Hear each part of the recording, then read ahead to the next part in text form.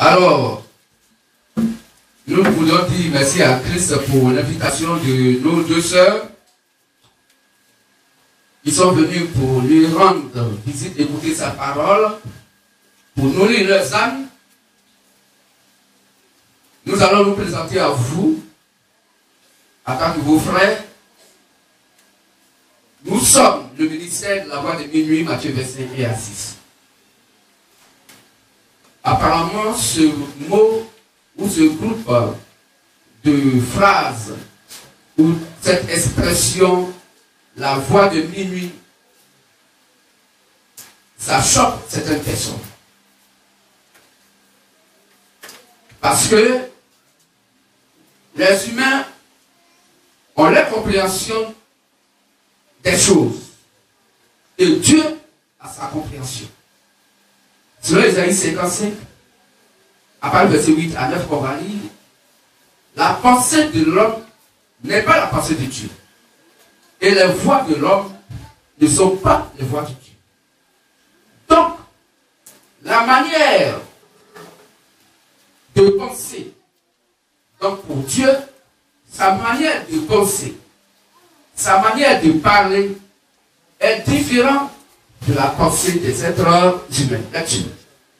Ésaïe 55, versets 8 à 9. Oui. Car mes pensées ne sont pas vos pensées. Mes pensées ne sont pas vos pensées. Et vos voix ne sont pas mes voix, dit l'Éternel. Et vos voix ne sont pas mes voix, dit l'Éternel. Autant les cieux sont élevés au-dessus de la terre. Oui. Autant mes voix sont élevées au-dessus de vos voix. Mes voix sont élevées au-dessus de vos voix. Et mes pensées au-dessus de vos pensées. Et mes pensées au-dessus de vos pensées. Donc l'homme et Dieu ne pensent pas de la même manière. Il ne voit pas les choses de la même manière. Que se bénisse. Que se bénisse. Alors nous sommes le ministère de la Voix de Minuit, Matthieu 25 à 6. Ministère de la Voix de Minuit. Minuit pourquoi? Est-ce le minuit physique que nous connaissons 24 heures? 1-0-0 de la nuit? Non. Il faut comprendre Dieu dans son propre langage. Puisque ce véritable Dieu trouve la folie dans l'expression des humains. Quand l'homme parle, Dieu voit que c'est de la folie. Parce que la manière de comprendre de l'homme ne peut pas amener à comprendre la pensée véritable du véritable et réel Dieu. Que se bénisse. Que se bénisse. Donc Dieu trouve la folie dans la pensée humaine. Et Matthieu 16, 23 dit que la pensée de l'homme vient de Satan. D'ailleurs, Romains 3, 4 dit que tout homme est menteur. Il n'y a que Dieu seul qui dit la vérité. Et aucun n'est juste devant Dieu, pas même un seul. Romains 3, à partir du verset 10, verset 12. Et que nul même ne cherche Dieu. Et aujourd'hui, la pensée humaine fait comprendre à des gens sincères dans l'adoration que c'est l'homme qui doit chercher la face de Dieu. Qu'ils se bénissent. Or, la Bible dit le contraire, que nul ne cherche Dieu. Personne ne peut chercher Dieu. C'est Dieu qui cherche ses fils et ses filles et qui les trouve et qui les ramène à sa bergerie. Qu'ils se bénissent. Qu'ils se bénissent. Alors, frères et sœurs, nous sommes le ministère, le dernier glorieux ministère de la fin des temps qui concerne les 7 âges de l'Église des nations, où le 7e et dernier prophète messager du dernier âge de l'Église des nations, qui est l'âge de la Odyssée, ce dernier précieux frère, prophète majeur messager, dont le nom est William Marion Branham, a préparé 10 vierges au véritable et réel Dieu, dans le nom glorieux, merveilleux, et Seigneur Jésus le Christ. Amen. Nous sommes à l'époque de son ministère. Nous sommes à l'époque de son évangile. Nous sommes à l'époque donc de cette église des nations, qui est l'église de Laodicée. Que se bénisse. Dans laquelle Christ s'est acquise donc son église composée de 10 vierges que Branham a préparées.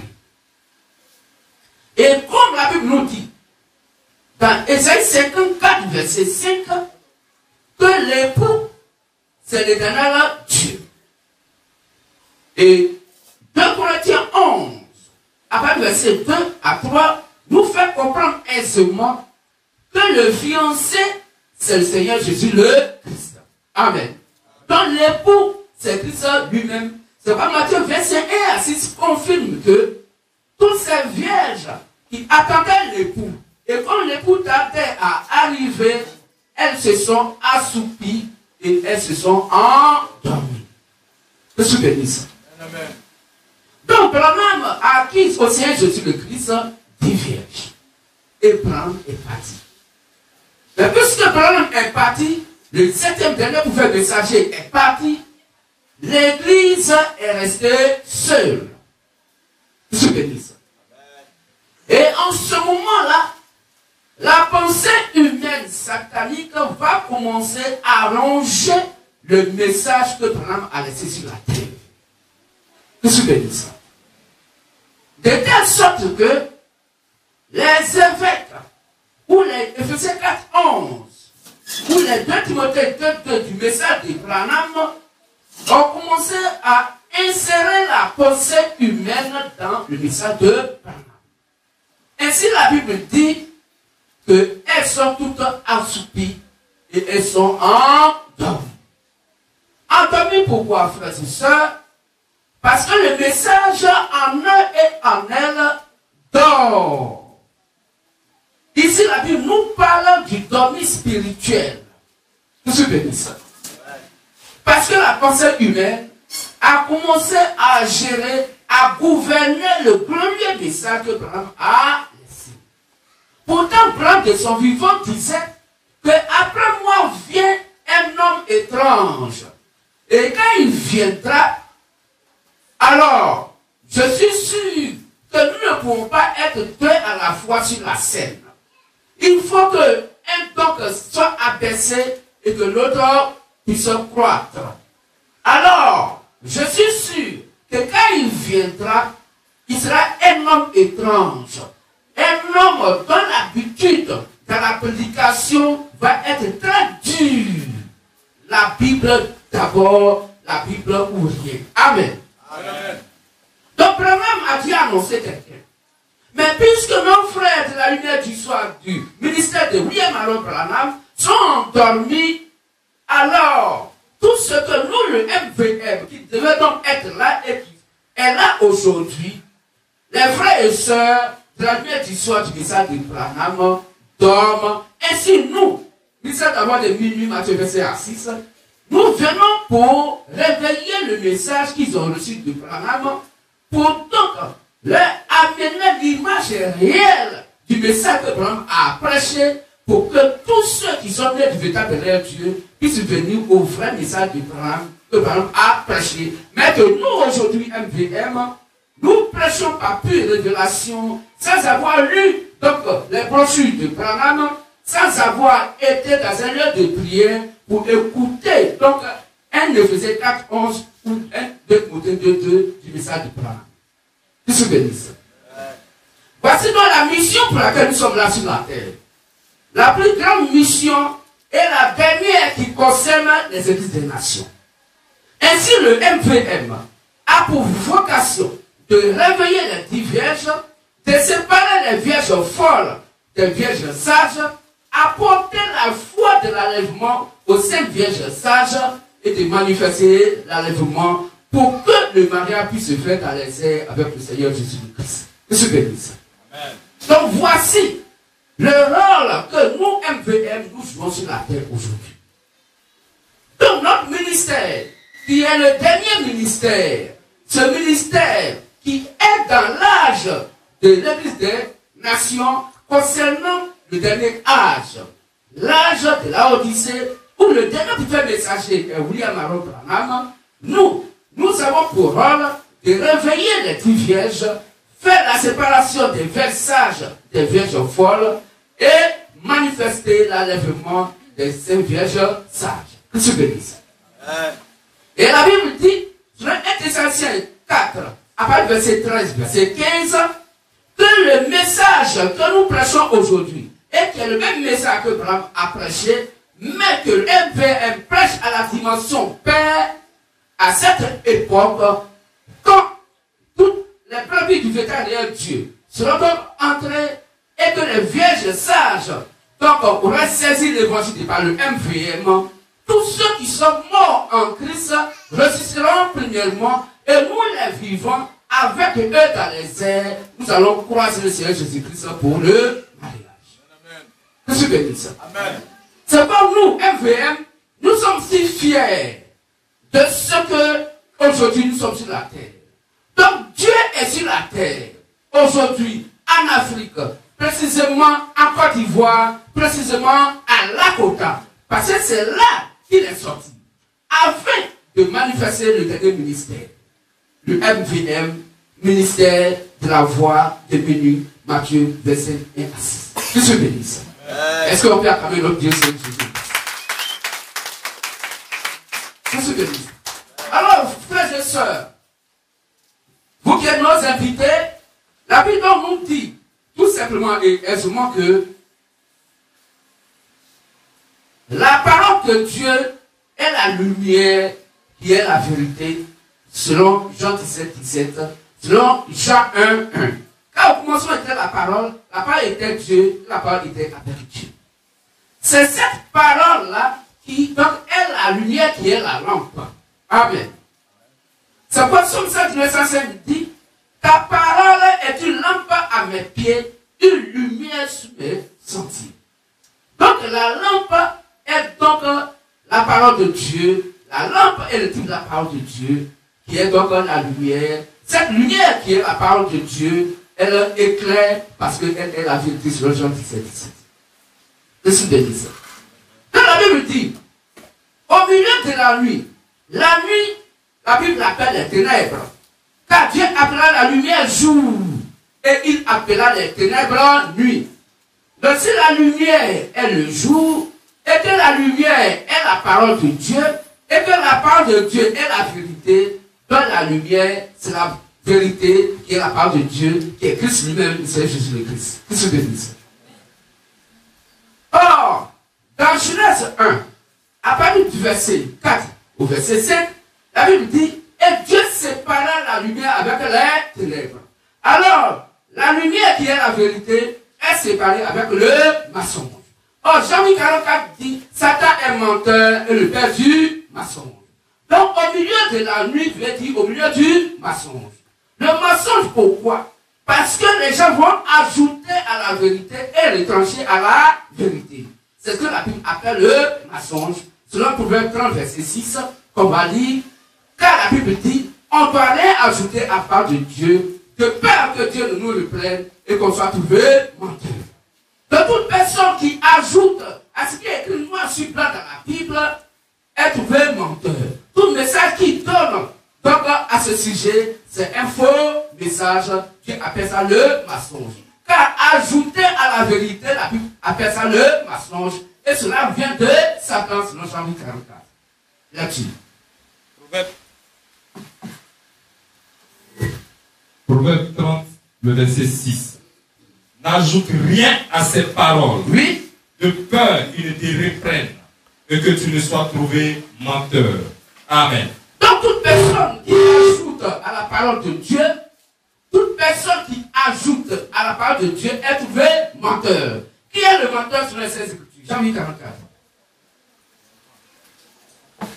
Jean 8, 44. Deuxième lecteur.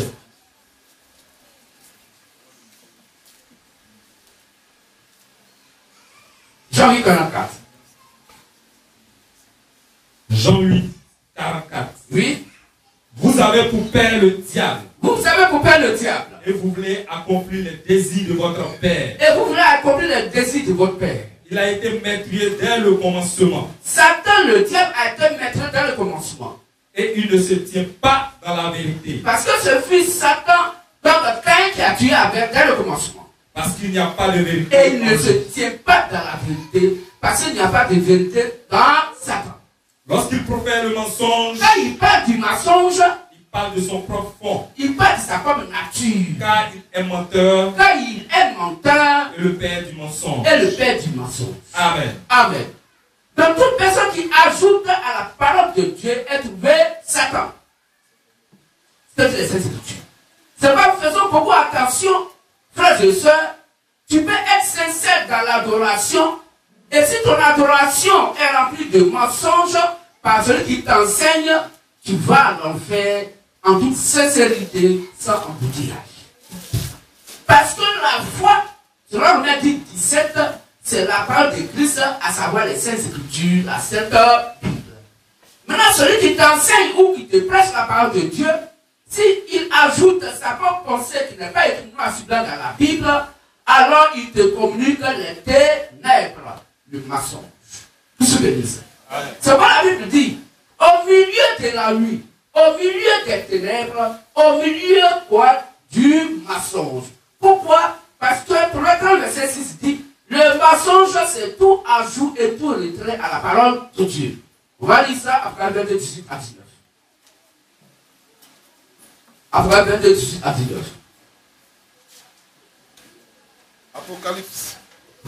Apocalypse 22, 18 à 19. Oui. Je le déclare à quiconque entend les paroles de la prophétie de ce livre. Si quelqu'un y ajoute quelque chose, si quelqu'un ajoute quelque chose à la parole de Dieu, Dieu le frappera des fléaux décrits dans ce livre. Dieu va le frapper de toutes les malédictions donc écrites dans la Bible. Et si quelqu'un retranche quelque chose, si quelqu'un enlève quelque chose, des paroles du livre de cette prophétie, dans les Saintes Écritures, Dieu retranchera sa part de l'arbre de la vie, oui, et de la ville sainte décrit dans ce livre. Cette personne ne l'attend pas au paradis. Que ce que dit. Donc voici, frères et sœurs, au milieu de la nuit, c'est donc quoi?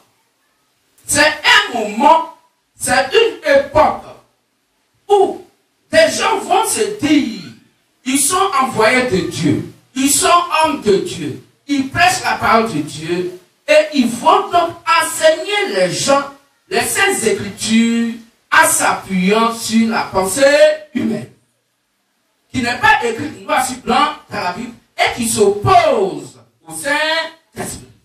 Vous vous souvenez ça? C'est ce que la Bible appelle au milieu de la nuit, au milieu des ténèbres, au milieu du mensonge. Vous vous souvenez ça? Dans le minuit, veut dire quoi? Un moment, une époque où quelqu'un vous enseigne, vous prêche la parole de Dieu et il ne s'appuie pas sur ce qui est écrit noir sur blanc dans la Bible, mais il va ajouter ce que lui il pense. Parce qu'il a fréquenté, parce qu'il est allé à l'école, parce qu'il a donc des diplômes en agrégation française, alors il va interpréter la parole de Dieu avec la littérature donc moderne. Vous vous souvenez ça? La Bible dit, il est minuit. Minuit, c'est donc une époque où l'homme va s'écarter de ce qui est noir sur blanc dans la Bible et enseigner ce que Dieu n'a pas dit. Exemple de minuit. La Bible dit dans Matthieu 28, on va lire, après le verset 19 à 20, il dit, allez faire des nations des disciples, baptisez-les au nom du Père, du Fils et du Saint-Esprit, et enseignez-leur ce que je vous ai prêché. Donc pour Dieu, ce qui est vrai, écrit-moi sur dans la Bible, il faut baptiser d'abord et après enseigner. Pour mieux comprendre, cela veut dire quoi? Simplement, ça veut dire, si quelqu'un a cru à la parole de Dieu, il faut le baptiser automatiquement s'il veut se baptiser. Il y en a beaucoup de versets qui en parlent. Je suis Denis. Dans Acte 2, 41, que nos frères vont apprendre, la Bible dit 3000 personnes étaient baptisées le même jour-là. 3000 personnes. On n'a pas dit 300 ou 30. 3000 personnes ont été baptisées par le Saint-Esprit au travers des premiers disciples de Jésus-Christ via notre frère, notre frère, donc Pierre. Amen. Le même jour-là. Or, le même jour-là est différent des 5 ans de catéchumènat. Le même jour-là est différent de 6 mois de cours, donc de baptême. Et qui sont des enseignements qui sont donnés d'abord avant le baptême. Le Saint-Esprit dit, on baptise avant d'enseigner. Mais aujourd'hui, les hommes de Dieu, eux, ils disent, les soi-disant hommes de Dieu d'aujourd'hui disent, on va d'abord enseigner avant de baptiser.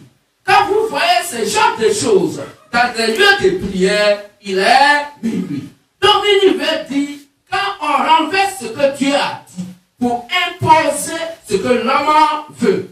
Or, la Bible dit dans Jérémie 17:5, malheur à quiconque se confie à un être humain. Or, toute personne humaine est sataniste, selon Matthieu 16:23. Voilà comment la religion se disant chrétienne amène beaucoup de gens à l'enfer parce que ils vont donc pratiquer des choses qui n'ont rien à voir avec les saintes écritures en mélangeant la parole de Dieu avec leur connaissance intellectuelle. La Bible dit, il est minuit. Alors, frères et sœurs, vous qui êtes dans les lieux de prière, abusivement appelés les églises, la Bible dit sur 1 Timothée 4, verset 16, pour vous asseoir, 1 Timothée 4, verset 16, là, un peu lire ça. La Bible dit sur 1 Timothée 4, verset 16, que votre foi ne dépend pas de vous de manière directe. Or, selon Romains 17, la foi vient de ce qu'on entend, et ce qu'on entend vient de la parole de Christ. Donc la foi venant de ce qu'on entend, il faut quelqu'un pour prêcher la parole, et toi qui écoutes, tu es heureux selon Apocalypse 1, verset 2 à 3, parce qu'il te communique la foi, il te communique l'esprit, il te communique la parole du véritable et réel Dieu. Amen. C'est de par lui que tu es sauvé, c'est par l'évangile qui te prêche. Si cet évangile est en accord avec l'évangile prêché par les premiers disciples de Jésus le Christ, appelés les apôtres de Jésus le Christ, selon Éphésiens 2, 19 à 20, car vous êtes édifiés sur le fondement posé par les apôtres et les prophètes, Jésus-Christ lui-même étant la pierre angulaire. Lecture. 1 Timothée 4, verset 16. Oui. Veille sur toi-même. Donc Timothée, pour que tu sois sauvé, veille sur toi-même et sur ton enseignement. Et l'enseignement que moi, Paul, je t'ai donné. Persévère dans ces choses. Persévère dans ces choses. Car en agissant ainsi, tu te sauveras toi-même. C'est là, toi, Timothée, tu seras sauvé. Et tu sauveras ceux qui t'écoutent. Et ceux vers qui j'étais amené à tant que donc évangéliste pour prêcher la parole de Dieu, quand ils vont t'écouter, eux aussi seront sauvés. Parce que là-bas, tu vas dire exactement ce que moi, Paul, j'étais enseigné. Ainsi, pour que Timothée soit sauvé, il doit avoir l'enseignement de Paul en lui. Et pour que le peuple qui va écouter Timothée soit sauvé, le peuple doit avoir l'enseignement de Paul en eux via Timothée. Qu'est-ce que dit ça? Donc la foi du peuple ne dépend pas de la foi individuelle de chacun et chacune, non.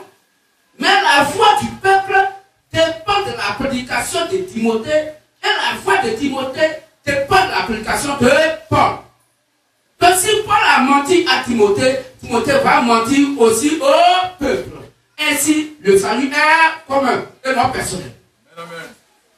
Donc quand vous faites croire dans les lieux de prière que le salut est personnel, c'est faux. La Bible dit que le salut est commun. Donc si quelqu'un se tape à partir de ce chrétienne, et il pense ou il dit que le salut est personnel, nous les chrétiens, on sait que toi, tu n'as pas le Saint-Esprit. Parce que le rôle du Saint-Esprit, c'est de conduire dans toute la vérité. Le Saint-Esprit ne conduit pas dans une partie de la vérité et ne pas savoir une autre partie de la vérité. Le rôle du Saint-Esprit, c'est de conduire dans toute la vérité. Donc si quelqu'un, donc de manière consciente, pose un nœud dans le christianisme, dans l'adoration, et donne donc un message ou une parole faisant croire que le salut est personnel, et que la Bible dit que le salut est commun, et quand le monde entier prend ça en compte pour dire que le salut est personnel, Alors pour ceux donc, qui ont le salut personnel, la Bible dit qu'ils n'ont pas le Saint-Esprit. Ils ne rentreront jamais dans l'enlèvement. À moins qu'un temps de rafraîchissement arrive pour toi. Afin que tu écoutes le vrai évangile et que ton cœur soit vraiment touché et que Christ en toi se réveille et t'amène à ouvrir la bouche pour dire en vrai que ferai-je. La Bible dit répands-toi pour le pardon de tes péchés et fais-toi baptiser au nom de Seigneur Jésus le Christ. Pour le pardon de tes péchés afin que tu puisses recevoir le Saint-Esprit. Dans le Saint-Esprit qui doit mettre dans le Fils ou la vie de ta derrière Dieu va se réveiller pour manifester ce qu'il a à faire. Tout ce que dit. Donc, nous sommes 17 novembre 2021, verset 6. Le dernier ministère. Après nous, il n'y a plus de christianisme sur la terre. Pour ce qui concerne les églises des nations. Après nous, le salut retourne vers Israël. L'évangile retourne vers Israël. Ainsi, Moïse et Élie vont apporter le vrai évangile. Mais pour nous, les nations, après le passage du MVM, il n'y a plus cet esprit pour les nations. Car la porte fut fermée. Qu'est-ce que je dis ça? On aura l'occasion tout à l'heure, dans la petite salle, si vous avez des questions à poser. Et nous allons donc entamer notre thème de ce jour, de notre Dieu qui nous donne